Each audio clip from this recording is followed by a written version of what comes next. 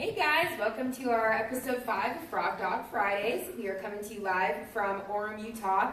I'm here picking up a dog with my best friends, Bethany and Al, at their wonderful business, Wasatch Canine Camp.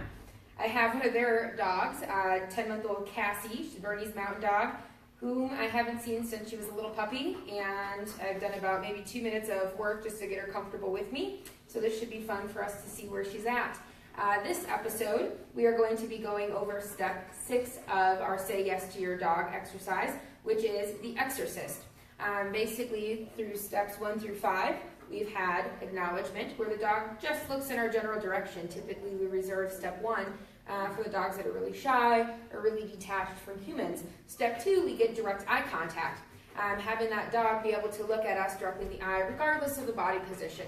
Step 3, we've moved into committed engagement, where I want that dog sitting directly in front of me, maintaining direct eye contact. Step 4, we've moved into that find me stage, where it's I turn my back and the dog gets to come sit directly in front of me no matter where they're at. They're now seeking me out to engage my eye contact and activate the handler. Step 5, we added duration. So duration was a big part where we've changed it from step 1 through 4 has been speed, speed, speed, right? Pick me, engage with me, then you get rewarded instantly.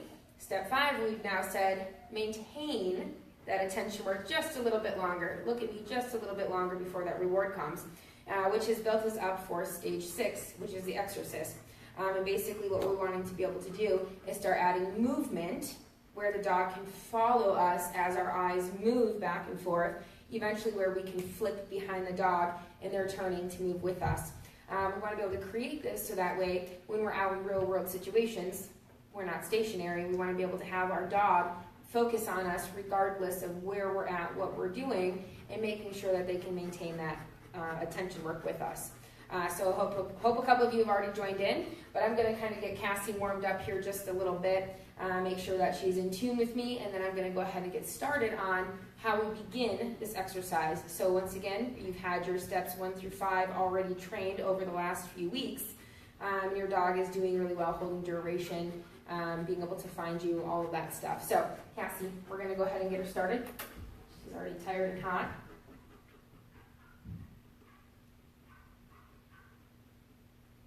We're just going to wait her out until she puts that butt on the ground for community engagement. Yes.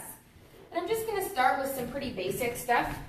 Get her interested in the food, get her interested in me. I want to make sure that she's committing her attention to me.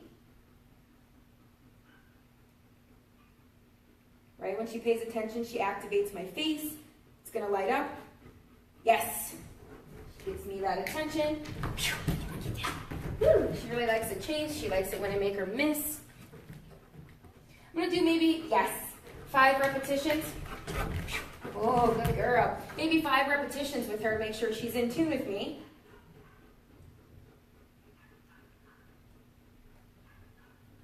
Yes. So, right, remember right now we're still doing speed just to get her in the game. Good girl. Just want her knowing that we're activating, we're participating with each other.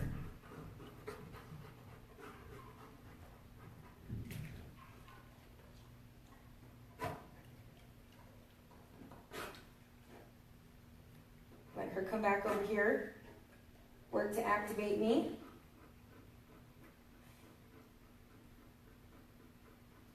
You can see she's thinking about what she needs to do.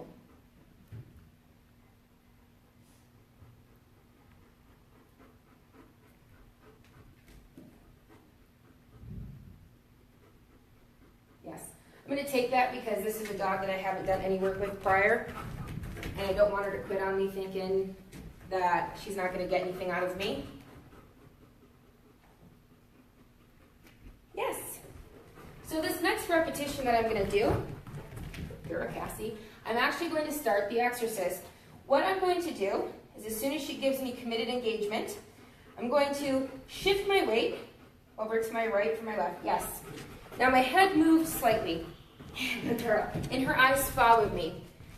As soon as I said yes, I made a big stepping motion off to the right. I'll show you that again.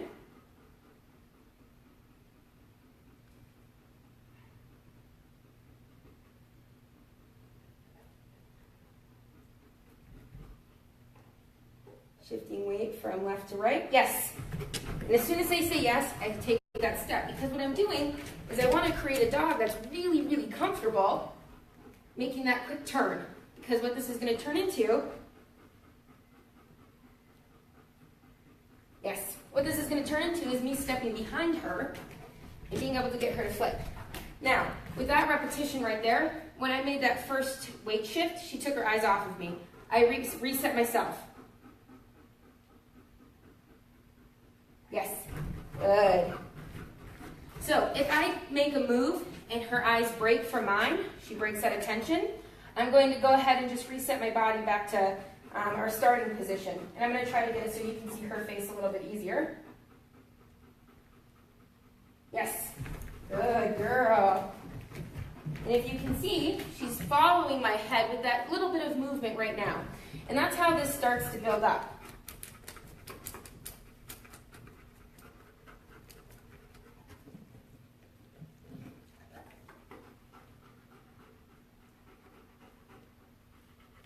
So reset, she broke eye contact. Yes, good girl. Good job. Very nice. Very nice. I'm going to try to position myself so you can see her face, where her eyes are, and what's driving my movement if I reset or not. So shift my weight from left to right. Yes, good girl. Had her maintain that up just a little bit. That was really nice. Good job, Cassie. She likes it when I make her chase it and do a little bit of miss.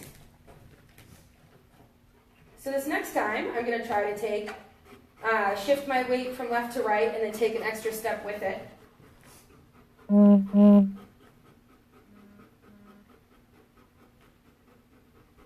Yeah, so she broke. I'm going to reset. Yes, good girl. Now, there, I'm sure you guys all saw, she flipped the other way. Not that big of a deal right now. It will clean itself up as she becomes more comfortable with exactly what the game is.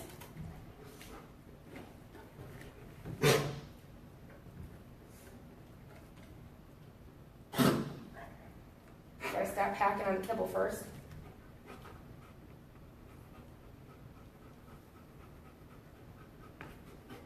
So reset.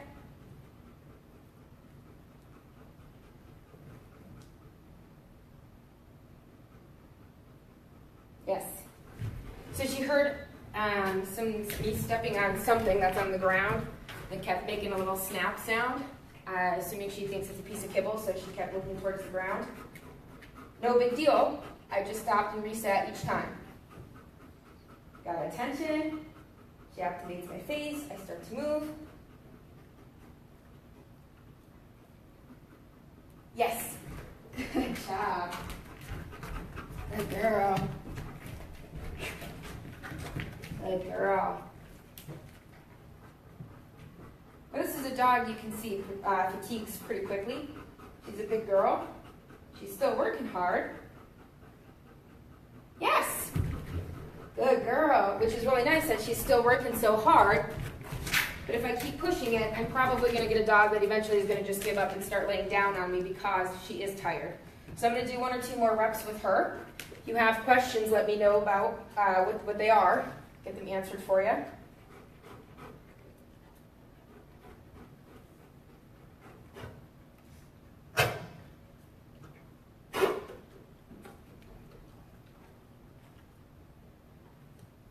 Reset. Yes. So you see I say yes, and I make that big step around her now. Now that I'm being able to get 1 or 2 steps in, I just want to start creating that motion where she flips really quickly. I've already said yes, which means I terminated the marker, right? Which means she's end of behavior. But all I'm doing by making that quick step around her is getting her in the habit of flipping really fast, right? She's moving after the food at that point. So that's what I want to be able to create, is that quick flip. And I can use that in conjunction with where I place my reward for when she's working through the smaller steps. She activates my face. Yes, good girl, very nice. So I got 3 steps in there. I'm going to go ahead and end her on that one. She's worked really hard. So, Exorcist is really cool if you can do it right. Basically, we want to just get our dogs, good girl, Cassie. We want to be able to get our dogs flipping on a dime, following our heads, whether it's slow movement, back and forth. In the beginning, go with your dog's grade school model. Don't try to do this with them and play this bob and head back and forth. They're not going to be ready for it. I usually will stick with flipping one way to begin with, get my dog really good at that. And by that time, when I start to move the other way, they pretty much have an understanding of what we're looking for. So when I start, I'm only trying to move my dog's head one way. I don't care whether you go right or left. If you didn't know, dogs are right pawed or left pawed. They do have a preference. So if you're having a really big difficulty, let's say you start trying to go to the left and your dog just can't handle it, try moving to the right and seeing if it's a little bit easier, because they might have that preference of being able to move more easily to the right. When I first started dog training, using food and dog training, I could only use my right hand because I'm a righty. And I got reamed over and over. Left comes from the left. So now, when I feed out of my right hand, it's actually pretty awkward because now I'm so used to using my left. But it's one of those things where we have to teach their brain, if they have an issue moving one way or another, how to go.